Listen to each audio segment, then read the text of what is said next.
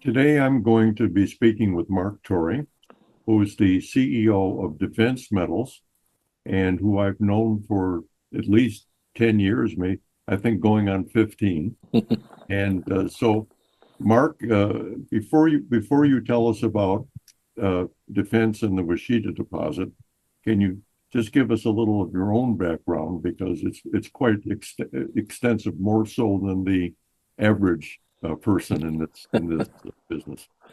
Thanks, Jack, and always nice having a chat with you, as you know, especially about rare earths. My background, I've had over 30 years in resources, cutting my teeth at some big companies like Homestake and Anglo American, and before going into the junior sector, so started in gold for a little bit, but then went into the rare earth sector where I had 10 years at Northern Minerals, which are heavy rare earths up in the Kimberleys in Western Australia, and have now been here at Defence for nearly a year.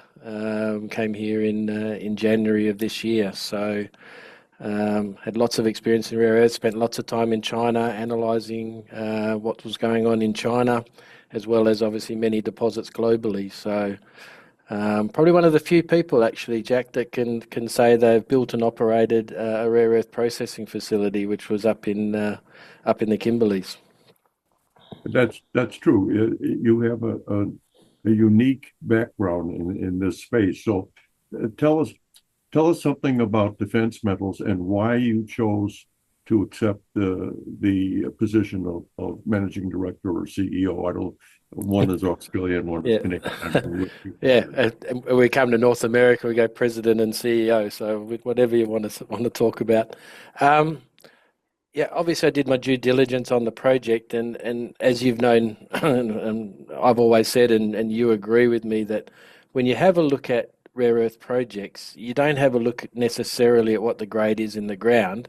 You have to have a look at what it concentrates up to through a relatively simple beneficiation process. And that was the one thing that really got me at Wicheeda, was that it went from its 2.4% in the ground to a 50% concentrate grade, which is in line with all the major producers around the world, with Linus and MP Materials, as well as the Chinese. So it really gets it to the stage of obviously more likely to be economic. It's interesting that the Wicheeda deposit seems to be one of the outstanding ones in North America, and yet it's not yet been developed. So they brought you on board, I think, for that purpose, did they not? To get this thing, as we say, off the dime, to get it going.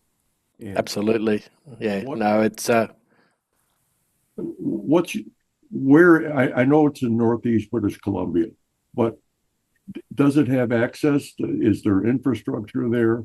And please, I know that you've done quite a bit of work on the process dynamics there. And tell us what you're going to do from now on, to get this deposit into production.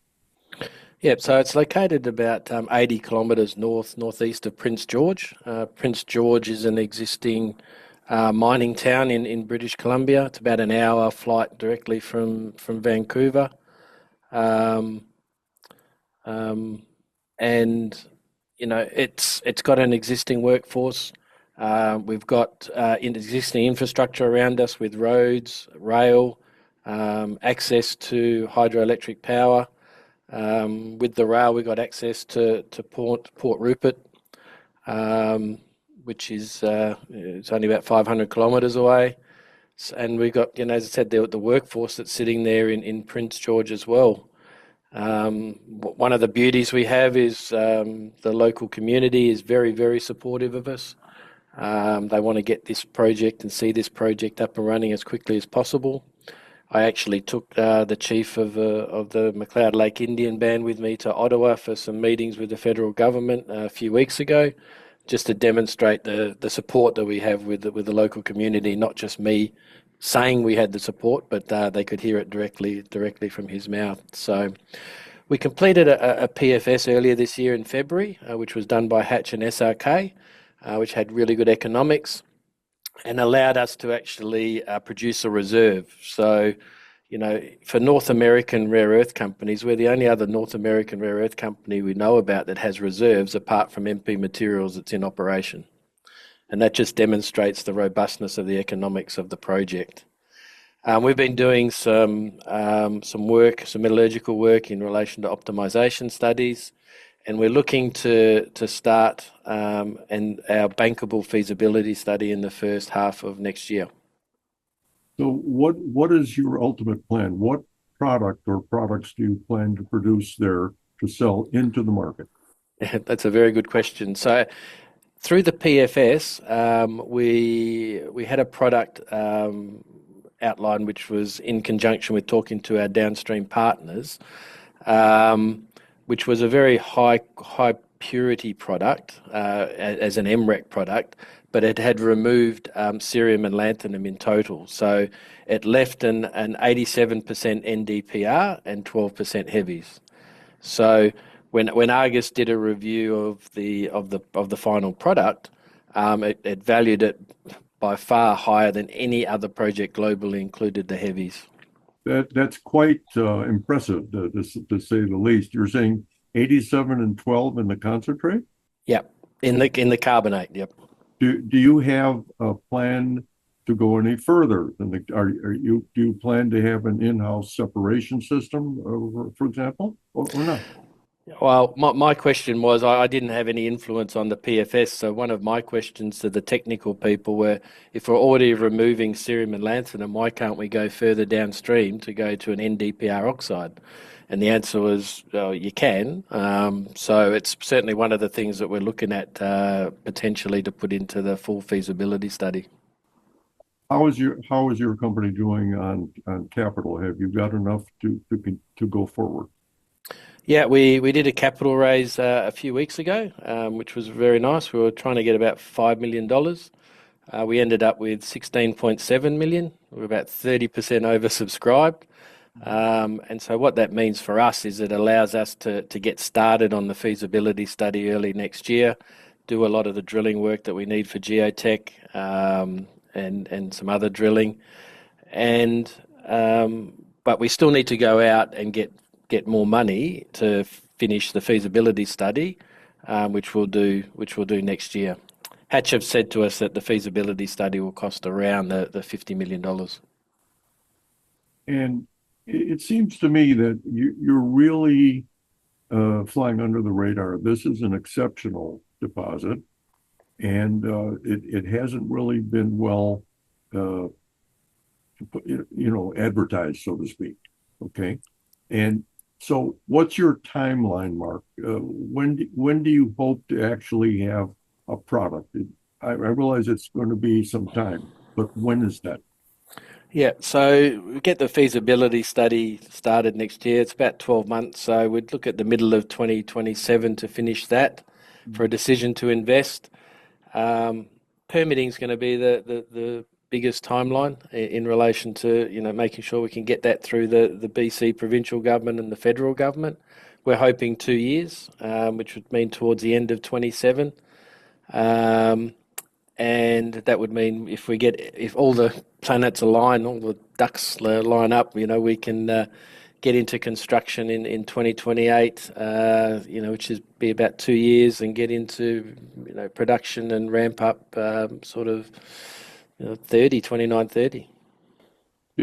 And I noticed in some of your written material that you have felt that the hydrometallurgy here is simplified based compared to others, that you're going to be able to produce that 50% concentrate without the need for exceptional work. Yeah, that's on the beneficiation side. So yeah, it's going to be a simple crush, grind, and float circuit. So there's no magnetic separation needed. There's no ore sorter needed. It's purely a crush, grind, and a float circuit. So yeah, very, very simple to get to that 50%. I think, as you know, I'm a fan of the least complicated work. And I believe that the only surviving companies in the future will be the lowest cost, most robust, the ones that have the best process technology and the lowest cost so they can be competitive into the marketplace. And quite frankly, it looks to me like Defense Metals is on the way to being one of those. Your timeline is completely compatible with everyone else in North America. And your project looks to me quite remarkable. So I congratulate you, and I think it's quite a few miles from Perth to Vancouver, is it not? Quite a few miles. Yeah, as I keep saying to everyone, my wife and dog, and moved over, but that was just because of the quality of the project, and I do want to see this getting up and running. I spend a lot of time with government talking about it. It's very high up on all of their lists, both provincially and federally. So yeah, I think it's in good shape to make sure we can get this into production. Well, I still think that with your background and the quality of this deposit, that your probability of success is quite high, and I'm looking forward to seeing the results. So thank you, Mark, and keep us please aware of how you're progressing. Look, appreciate all those comments, Jack, and I'm always here to talk about defence. That's my job. I will be here promoting this as much as I can.